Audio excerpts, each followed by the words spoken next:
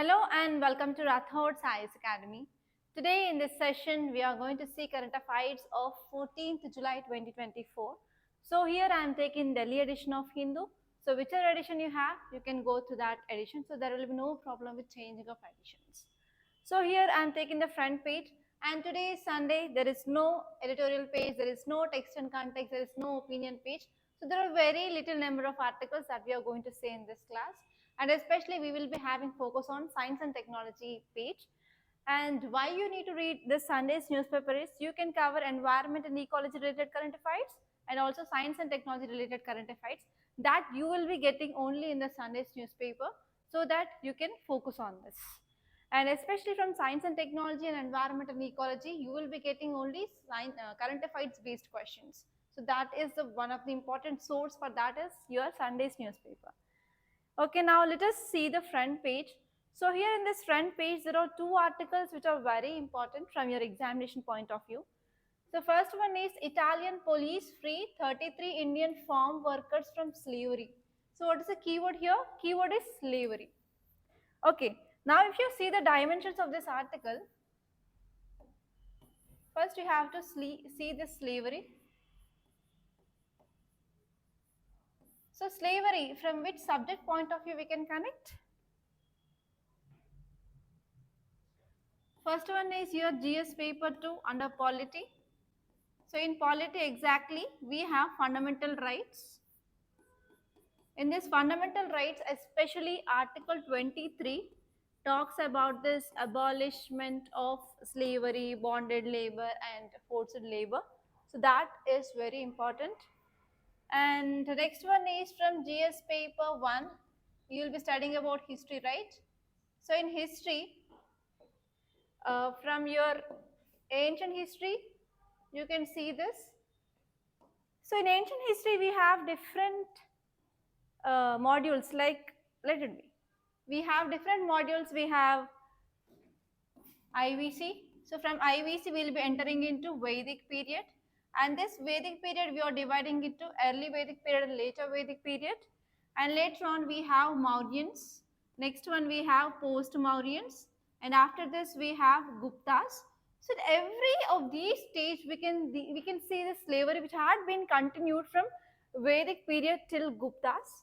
And not only that, so even if you transform or transition into this medieval period also, in this medieval period we have Delhi Sultanates and we will be seeing Mughals.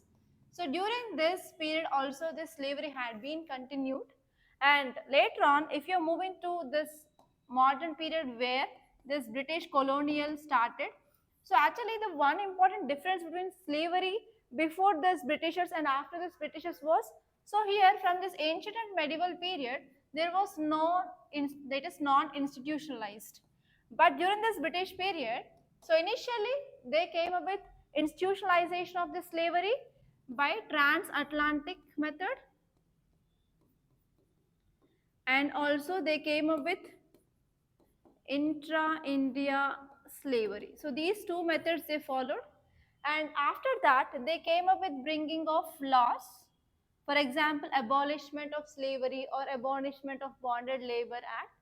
And later on, after we got independence in India, so we had our constitution. Okay, so in that constitution we had fundamental rights, and apart from that we are having many laws, or else we can say acts, which are abolishing slavery, that thing. But here still in this 21st century also, we can say this slavery is going on. For example, now new method of slavery is kafala system. You can add this kafala system. Okay, and apart from that, now we are seeing human trafficking. So human trafficking is also one important method of new. Human trafficking is new method of slavery in India now. So in this way, yes, if you see the slavery here, we can trace it from ancient history onwards. Okay, so here what you have to focus is, so which are the evidences? I am saying that in IVC there is no proper evidence of slavery, but from early Vedic period onwards, it is showing that yes, slavery is present in India, but you have to see what are the evidences. For example, in early Vedic period, even Rig Veda is talking about that. And from Mauryan period, even we have like Ashoka king. In his Ashoka, you will be reading about major edicts and minor edicts. So there is evidence of slavery. And apart from that, even there are many foreign travelers who came to India, like Ibn Battuta, etc. So in their accounts also, they said about the slavery. So like that, you have to focus on exactly where the slavery is said in our history part. Clear? So from these two, it is important. And apart from that, even from GS paper to under governance also, you can see laws or acts regarding this slavery. Clear? And it is very important topic. And even you can get an essay regarding the slavery also if you are preparing for any other competitive examinations. This is that much important topic. Okay, now let us see this in detail. So this article says that Italian police, they freed how many Indians? That is 33 Indian farm workers who are working under slave conditions. And why we are saying that they are working under slave conditions? Because their money had been seized and even their passports, their identity had been seized. So because of this, what happened? Now finally this Italian police, they freed 33 Indian farmer workers who are working there. And if you see the key points, it says that yes, Italian police, they took up this initiative of freeing this slavery in Italy, and they are playing a very important role in combating labor exploitation, and especially they started protecting vulnerable migrant workers in Italy. And next one here is the exploitation of migrant workers is happening for labor and as well as debt repayment. So because of this debt repayment and because of exploitation of this migrant workers, so now slavery it is still going on in this Italy. So if you are writing an answer regarding slavery and from international relations point of view, if you want to write, you can add this article as an example and even you can give this as a case study like that so that you can enhance your answer writing skills. Okay. And next one is you're also focusing on providing protection to these victims and they want to provide even work opportunities and as well as legal residency papers essential so that it can empower these people lives to come out of this slavery. Actually, why there is bonded labor which is going on or the slavery is going on? Because Italy is a developed country, right? So in developed country, actually there is a problem of labor. So they will be not getting proper labor. So because of that, they will be seeing for the people who the countries where they are getting proper labor. And because of that, many MNCs they are establishing in India and as well as China because these two countries they provide cheap labor, right? So because of growing of labor shortage and reliance on immigrant workers, so now what happened? There is still this slavery is going on in this Italy. That is the thing you can remember. And now let us see what is the slavery. Slavery is a system in which individuals are owned by others and they are deprived of personal freedom. They don't have any freedom and they have to do the work and for that work also they will be not getting any payment. So this is called as slavery. And if you see the history, if you trace the history of slavery, so from Indus Valley civilization onwards, actually whatever the archaeological evidences we got, they said that yes, the people they used to work in the households, everything, but there is no clear-cut evidence of slavery in IVC. But to this IVC, there are other contemporary civilizations like Egypt civilization, Mesopotamian civilization. So in that civilization, they have this concept of slavery. And next one is in this Vedic period, we have Dasatva, that is also called as Dasa or Dasi. So they are like denote servants or bonded laborers in early Vedic time and had been continued to this later Vedic period also. And next one is in this Mauryan Empire, we have like Ardhashastra. Ardhashastra was written by Kautilya.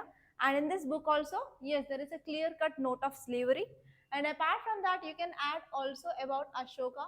So Ashoka, the great king of Mauryan Empire, right? So if you're reading about this Ashoka, you know about major rock edicts and minor rock edicts. So in these edicts also, there is a clear-cut evidence of slavery in India during the time of Mauryans. And next one is in medieval India, yes, we have Delhi Sultanates and as well as Mughals. So in that time also we have this slavery, especially at that time we have slave markets also, where the slaves are sold and bought, slave markets. So this is also one evidence. And in the modern period, so during this British colonial time, so they started at least to abolish the slavery, and the acts or Abolition of Slavery Act of 1843 they came up. Okay, so in this way they started decreasing of slavery at that time. But after we got independence, we came up with Article 23 of our Indian Constitution talks about abolishment of slavery, bonded labor, etc. And even we are having some important laws like Bonded Abolishment Law of India, and even from international level, so we have United Nations Universal Declaration of Human Rights and ILO conventions. So we had been signed it so that we can uphold the human rights. Okay, and apart from that, here you have to see the laws in India. First one is Bonded Labor System Abolition Act, and next one is Child Labor Prohibition and Regulation Amendment Act of 2016. So this is about in detail regarding slavery in India, history and everything. And I gave you one mains question here. Discuss the role of slavery in ancient Indian society and how it had been transformed over the time. Clear? So in this way, whenever you're writing about slavery, you have to know each and every dimension from when it had been started and how it is transforming today, and what are the steps we are taking now, or else you can suggest some measures that you can take in the future after you become civil servant. Okay? So this is the first topic. Yes, and now let us move on to our paper. So here you can see chance treasure discovery spark frenzy. So how many of you from Kerala? No one, right? Okay. So in Kerala recently, people they went for digging. Okay, digging a rainwater pit. Finally, they found one treasury. So one pot which is filled of gold coins, silver coins, which are belonging to 18th century. How lucky they are, right? Are thinking like that only, how lucky they are. If I got that, I used to have a lot of money like that. So actually, here you have to know about this 18th century gold and silver coins. So the period of this 18th century, who ruled this Kerala? Okay, so you have to know that thing. That's it. So you should not think about I should get that like that. I will be going and digging those things like that. So in city page, there is nothing much important. Yeah, in this states page, there is one article which is important from our examination point of view. I will be showing you that. Yeah, here you can see that article. Kerala set to use technology tradition to end human-wildlife conflict. So actually this human-wildlife conflict is seen highly in news, right? So already we discussed this topic number of times. Okay, let us see once again. But here we are focusing on how can we use this artificial intelligence to address these issues. Okay. So write down the heading man-animal conflict.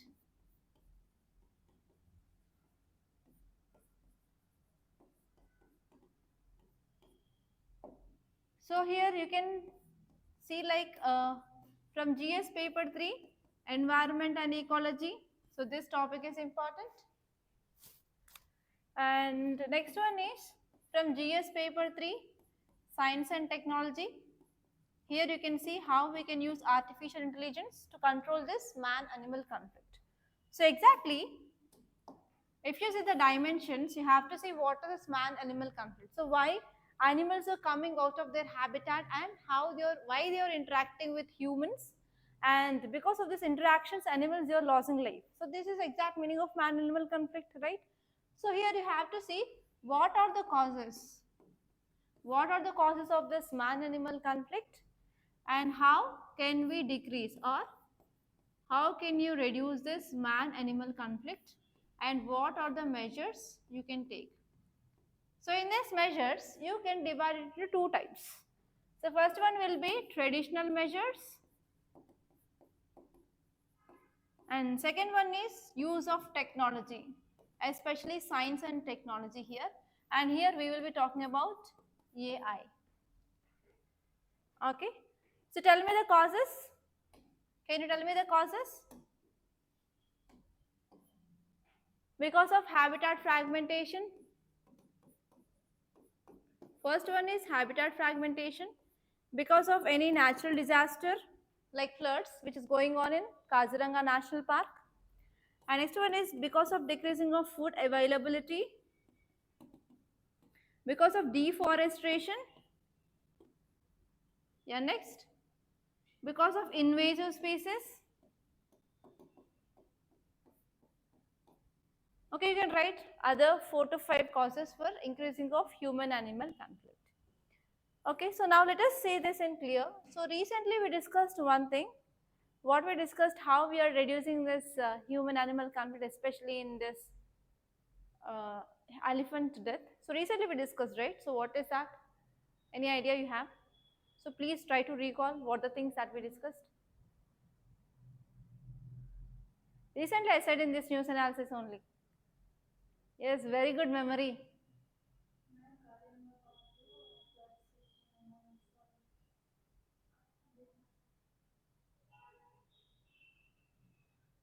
Open your book back. No? Very good. Okay, I said about plan B and also especially railways. In railways, they are going to improve AI so that they can reduce the speed whenever there is any animal which is coming near to the track, right? Okay, now let us see some more advancements here. So context says that Kerala government is using technology and tradition to address this human animal wildlife conflict. So actually what is happening here is in Kerala there are some areas where there is a heavy number of elephants are there, and especially elephants are dying because of electrocution, that is getting electric shock, and next one is in this train accidents. So to address this issue, now we are going to use AI and as well as technology now. So now they are using this AI, especially drones and as well as biofences to protect habitats and to prevent animal incursions. So I have to write these three things. AI they are using drones and also biofences. So if you see the details, it says that the integration of cutting edge technology along with traditional knowledge will be very helpful for wildlife conservation. So we can't use only traditional methods, right? So what are the methods you are using? Like if you want to protect the crops, we'll be going for fencing of electric wire around our crops so that we can protect our crop. But it is having negative impact on this animals, so we can't do that. So apart from this traditional, we can also use our technology. So when we are using technology, our work will become simple and also easy, right? So that we can have the 100% thing that we can do here. And next one here is, especially this article is saying that we can use strategies like barriers and we can use this biofences. Biofences we can use and we can also use barriers, and especially in traditional methods we have to focus on habitat management, how we are managing the habitat. And this one is we have to ensure that the proper fodder, that means the food which is available, and we have to ensure proper water sources is present there, and especially we have to focus on this well-being of wildlife population. And in this way, if you are focusing on this traditional method, to some extent we can reduce this human animal conflict. Apart from that, now we can use AI based alert systems and as well as thermal sensor equipped drones. That means so they have to monitor the temperature of animals. For example, we have now we can use temperature guns to check the temperature of humans. If you keep here also, it can identify the temperature. So in the same way, so we can use the drones, especially for example, here there is a railway track. So here in this region we can use the drones so that if there is any animal movement is there, by using the drones, if it's having like temperature sensors, then we can identify whether animal is moving there or not. If it is moving, we can give signal to that loco pilot so that they can control the speed of the train. Okay, so first here you have to know about this thermal sensor equipped drones we can use. That will be very helpful for surveillance and as well as monitoring along this forest fringes. And next one is we can focus on beehive fencing. That means rather than using directly electric fences across the crops, we can use the fences that will make the sound of bee, buzz sound. So actually elephants, they have fear of this bee, because if they come and if they do something, means what happens? So it will cause huge pain, right? So for that, here elephants, they have a fear of bee, so we can use beehive fences along with the traditional knowledge, so that we can address this human animal conflict. Okay, so that is the thing which mainly said, nothing more than that. And if you move on, in this page you can see one article. It is about Supreme Court seeks report on gram Nyayalayas from states and high courts. So here, whenever we discussed about judiciary, so there is also one more concept called as gram Nyayalayas. It is nothing but at the panchayat level, that means at the rural level. So here the keyword is gram Nyayalayas.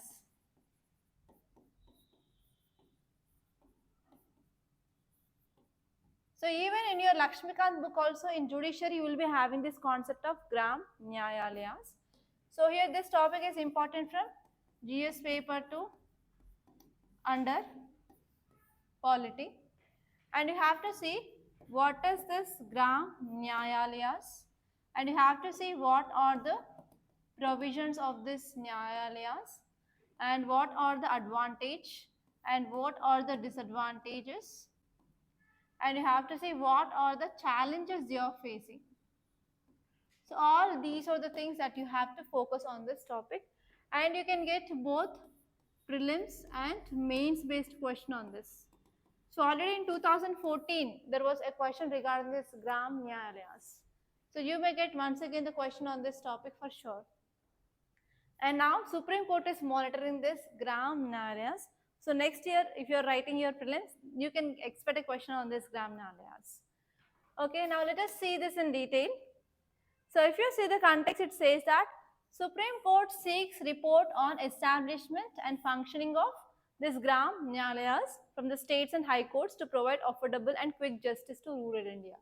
So here gram means itself, it is saying that it is belonging to rural areas. Nyaya means providing justice. So they are like rural courts. Okay, so why we are coming up with that? Because here one more concept you have to see. So in judiciary, so if you take judiciary, commonly we will be taking Supreme Courts and High Courts, right? So what is the problem they are facing? So problem they are facing is pending of cases. There is rising of pending of cases in this High Courts and Supreme Courts. And especially even the district courts also, this problem they are facing. So because of this, to decrease the burden on these district courts, we came up with this concept of this GN, gram Nyayalayas. Okay, clear? And even we can ensure fast justice delivery system. Okay, so to decrease the burden on these district courts and to ensure fast justice, we are focusing on this gram Nyayalayas. So it is the one important thing that you have to focus. And next, if you see the details, it says that the establishment and functioning of this gram Nyayalayas are crucial for providing affordable and as well as quick justice for the citizens who are staying in this rural India. Okay, that means the people who are in the rural area, if they want to get the affordable and fair justice and quick justice, they can approach this gram Nyayalayas. So despite being introduced 16 years ago, so we came up with this gram Nyayalayas establishment 16 years ago. That means we came up with this act in year 2008, that is gram Nyayalayas Act in 2008. So even though here the progress of setting up of this gram Nyayalayas, it is very slow. In many regions they don't have this also. That is the one problem that we are facing. So recently one petition had been filed in Supreme Court regarding this gram Nyayalayas and working. So finally now Supreme Court entered into it, and Supreme Court is seeking reports now and is also scheduling hearings regarding the issue of gram Nyayalayas. Okay, and if you see this gram Nyayalayas, they are nothing but village courts or rural courts in India. So here you have to remember this act. So whenever you are writing answer regarding this gram Nyayalayas in means, so you have to quote this under this gram Nyayalayas Act of 2008. So they came into establishment, and they are focusing on providing accessible, first one, and second one is affordable, and third one is quick justice. So in your mains answers, you have to write these keywords without spelling mistakes. Okay, accessible, affordable, and quick justice to rural residents. And the important aim it is to provide grassroots level. So whenever you are writing about village or rural, you have to remember this word grassroots. Okay, grassroots. That means at the basic level. At the grassroots level, we are focusing on justice delivery system. So those are the keywords. So in every day's current affairs class, I will be giving you the keywords. At least make those list. So when you are writing your answers, that will be very useful. So if you write them and if you underline them, then examiner will be impressed and he will be giving good marks. Okay. And here, if you see the key features of this Gram Nyayalayas, so first one is establishment and jurisdiction. So they are at Panchayat level. First one is they are established at this Panchayat level, or we are calling it as rural level or at village level.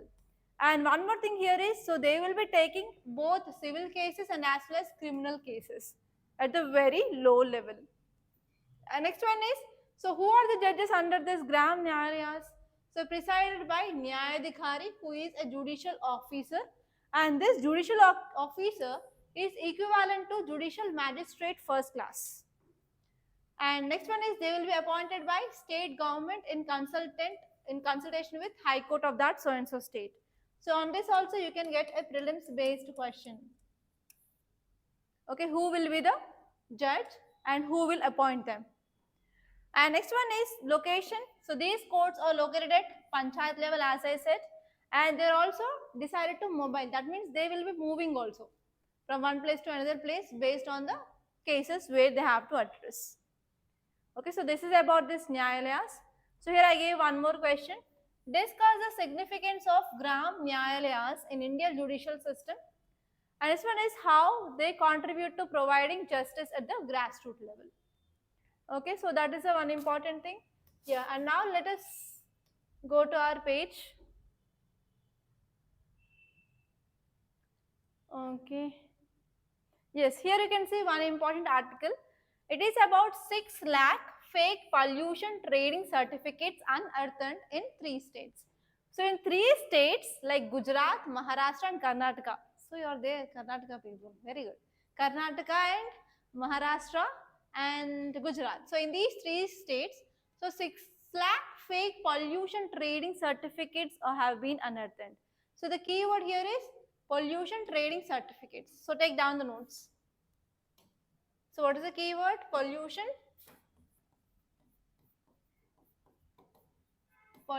trading certificates.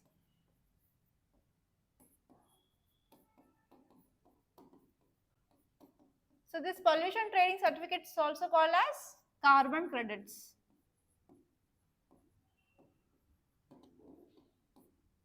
Okay, so what is this? I will give you example, try to understand. So for example, I have a industry. So in this industry, normally what happens? Releasing of carbon dioxide or some emissions will be happened, right? So I will be giving a limit of to release only 100 units of waste into air. But what happened? So from my company, just only 80 had been released. I have a balance of 20. So I can sell this 20 to other company. For example, there is one more company.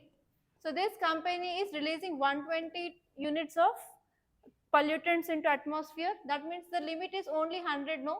So it is releasing extra 20. So this extra 20 can be purchased from me.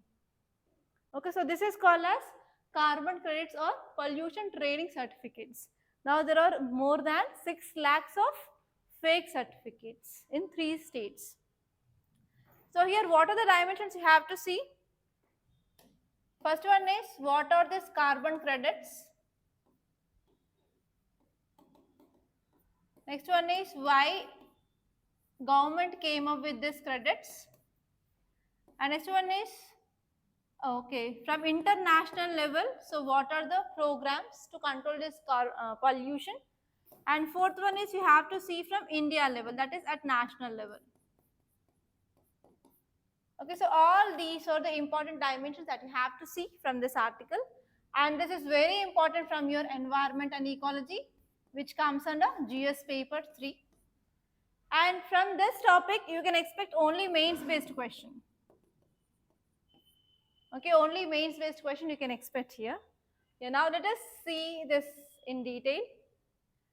So this article says that over 6 lakh fake pollution trading certificates they were uncovered from 3 states, Maharashtra, Gujarat and Karnataka by CPCB. So what is a CPCB? Central Pollution Control Board. So take down the question. So try to do research regarding this CPCB. So what is CPCB? What is CPCB? What is its role? What is its role? Take down the question, okay? And if you see the details, it says that so after they uncovered 6 lakh fake certificates, it highlights that yes, what are the laws we are bringing by the government? They are not properly followed by the industries. And even there is no proper plastic waste recycling also. So whenever we are getting these fake certificates, means we can understand that. So what are the laws they are come up by the government? They are not properly following. And what is the need? Why government need to bring the laws if the people they are not following means? So that is the one important question that is before the CPCB now. And large number of companies they are registered with the CPCB for extended producer responsibility scheme indicates that they are not focusing on this plastic management rules. So I said about this extended producer responsibility scheme in our microlisting classes. Do you remember? Extended producer responsibility EPR rules. So I said about example of lace packet. Okay, so this is a company which is producing lace. So lace in different packets, 5 rupees packets, 10 rupees packets, 20 rupees packets. So they will be sold to many areas throughout our India. So it is responsibility of this lace company to collect the covers of the lace under plastic management rules. Yes or no? So actually many companies they had been registered under this extended producer responsibility scheme, but they are not following this plastic waste management rules. So because of this again, now it is increased burden for the CPCB to monitor them and to make them compliance. Compliance means nothing but to follow those rules. And next one here is even now CPCB is coming up with changing the targets for this recycling, but we don't know like whether the companies they are going to adopt those new rules or not. Again, this is one more question. And recently what happened? So Maharashtra Control Board, Maharashtra Pollution Control Board had been shut down this Technova company in February 2024. So this Technova company which will be producing some pesticides and as well as fertilizers company. So it is not following proper EPR rules and as well as management rules of environment. So this Maharashtra Pollution Control Board which had been shut down this Technova company because it is violating environment laws. So in the same way, if we are taking that strict rules, at least we can ensure that some of the companies they will be following this environment protection laws. So that is the thing which mainly said in this article. That's it. So what are these pollution trading certificates, or also called as I said, carbon credits or emission trading schemes? So this scheme which allows the companies to buy or to sell allowances to emit a certain amount of pollutants into air, as I said, right? I said in a very simple format, like so and so company which is releasing 80 units, but the target here is 100 units. So it is having 20. So these 20 can be sold to another company which is releasing excess amount. So that is called as this pollution trading certificate. Okay. So if you see about this pollution trading certificates, we have two things. The first one is cap and trade system. Next one is tradable permits. So cap and trade system is nothing but under this system either government or any controlling body or regulatory body, but say here we are calling it as CPCB, Central Pollution Control Board. So that will be setting a cap on total amount of specific pollutant that can be permitted by an industry. Okay, and next one is tradable permits means nothing but companies or entities that reduce their emissions below their allocated allowances, they can sell or they can trade their excess permits. Okay, so actually if you are going for cap and trade system, cap means nothing but, so here the body will be saying that you can only emit this 100 units of so and so pollutants. So they will be having, for example, if they are emitting less amount here, for example, per se, let us take this so-and-so company has emitted only 8 units, this permitted limit of this month, but they are having 20 more units that they can emit, right? For example, next month, if they are emitting 120 units, so they can carry on this 20 units that had not been emitted in the last month. That is called as cap and trade system. And these tradable permits are nothing but if this 20 are there means they can sell to other companies. That is called as tradable permits. So in this trading system, we have these two type of methods. Okay. And what are the advantages of this method? So it will be very cost effective. So companies will reduce their emission, and also we can reduce this higher reduction cost by buying the permits also. We can buy the permits and we can sell the permits, so that will be also increases the revenue for that so and so company. And even companies, they are motivated to develop cleaner technologies. If this kind of restrictions are not placed on companies means, so they will be emitting as much as they possible.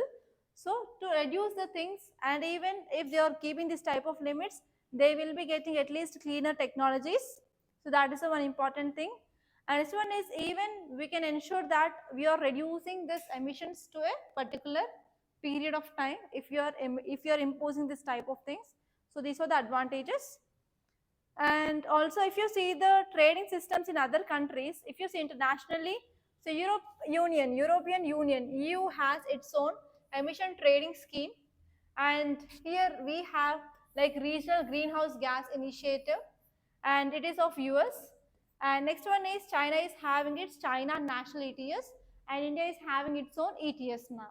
Okay, so here whenever writing about this scheme, if you want to write from international relations point of view, we can quote these examples from European Union, from US, and as well as from China. Clear? And from India point of view, so India point of view, we have two important things other than this ETS. First one is perform, achieve and trade scheme. So we brought up in year 2012, okay, by BEE, that is Bureau of Energy Efficiency, and it is a market based mechanism, and especially we are focusing on improving of energy efficiency here. And apart from that, we have National Clean Energy Environmental Fund. So in this way, we are also having other mechanisms to control this pollution. And there is one more question, so you can see this question. Okay, yeah. Now you have completed this topic of climatology, right? Yeah. Tell me the layers of atmosphere. Troposphere, stratosphere, ionosphere. Okay, very good. Okay, let me draw that. So this is Earth's surface, for example. So here we have troposphere, above that stratosphere, above that mesosphere, above that, yeah, ionosphere. Next, exosphere, right?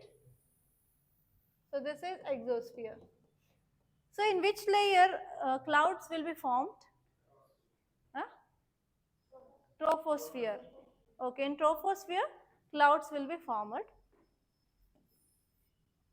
Okay, this is your troposphere.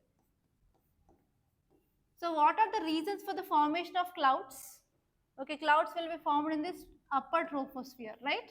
Not in the lower troposphere. Is it clear? So here the clouds will be formed. Yes, now tell me how these clouds are formed. Huh? Water evaporation next. Aerosols next. Okay, fog formation, okay. Okay, it is because of particles which are present, right? So these particles, on these particles, this water vapor will come and it will cause condensation, correct? So because of condensation, these clouds will be formed. Okay, let it be. And above this troposphere we have stratosphere. So stratosphere will not have any clouds, but it have one component. What is that? Ozone, O3. O3 is present in this stratosphere. And if you see this article, it says that we identified new atmospheric particles in upper troposphere. So because of this new atmospheric particles in this upper troposphere, now like they are nothing but aerosol particles we are seeing. So because of these aerosol particles, so they are responsible for the cloud formation. Okay. Okay, if you see this article, it says that new particles from its form in upper troposphere when stratospheric air is mixing in and impacting cloud formation and the Earth's radioactive balance. So this article is saying that from here, the air of this lower stratosphere will be interacting with upper troposphere air. So here recently, scientists, they identified these new particles, and these new particles are responsible for the formation of clouds in this upper troposphere. Those new particles are nothing but aerosols. Okay, so they found aerosols in this upper troposphere, and those are responsible for the condensation process, and that is the important reason for the cloud formation in the upper troposphere. That is the thing which mainly said. Already this thing clearly said in your class. Okay, if you see here, intrusion of stratospheric air into troposphere leads to formation of new particles. So it is highlighting this mechanism of new particle formation in this upper troposphere, and these aerosol particles are smaller than 1 micron. So why it is different? Because so this particle size is very less. It is 1 micron, so 10 power minus 6. Okay, and they are playing a very important role in cloud formation. Especially they are acting as condensation sites for water vapor. So this water vapor will go and will touch these particles, and the condensation will happen, and that will lead to formation of clouds. So this is nothing new, right, to you? Okay, that's it. And if you move to your page number 10, so in this business page, there is nothing much important. And in the science page, there is one article. It's very interesting. So air pollution harms pollinators more than pests, says study. So one study is saying that yes, air pollution is happening. So because of air pollution, it is having impact on each and every living organism, right? So here it is not causing much harm to pests. Pests are nothing but the insects which are harmful. On this there is no impact, but there is impact on pollinators. So we need these pollinators, right? So if there is no pollinator, there will be no fertilization and there will be no produce. So if this air pollution is causing harm to these pollinators, so again it will be threat to our food security. So whenever you are writing about air pollination or air pollution, then you have to add this dimension. Because of air pollution, it is also having impact on food security. We can't ensure food security because it is affecting pollinators. But here they didn't give example like which thing, but they gave that it is like bees, moths and butterflies. So there is 39% of declining in their efficiency. So if it is declined to 90%, we will be not getting any food. Okay, so that is the thing you have to focus. Yeah, here you can see this Nipah monoclonal antibody. Already number of times we discussed about this Nipah virus from fruit bats to humans, and there is increasing number of cases in Kerala. So just revise about what is this Nipah virus and how it is causing and what are the impacts, signs and symptoms, what are the medicines, is there any vaccine or not, that's it. So these are the very important articles that appear in our today's Hindu newspaper. So by this I'm concluding. And one more thing here is in our academy, we are going to start the new batch for online and offline foundation course. And we are also providing current affairs advanced and as well as NCRT course. If you wish to take any course and if you want to contact me directly, you can call me on this number 8074765513. So that's all guys. By this I'm concluding, and please do like this video and share this video to your friends, and do subscribe to Rathods IAS Academy. And thank you.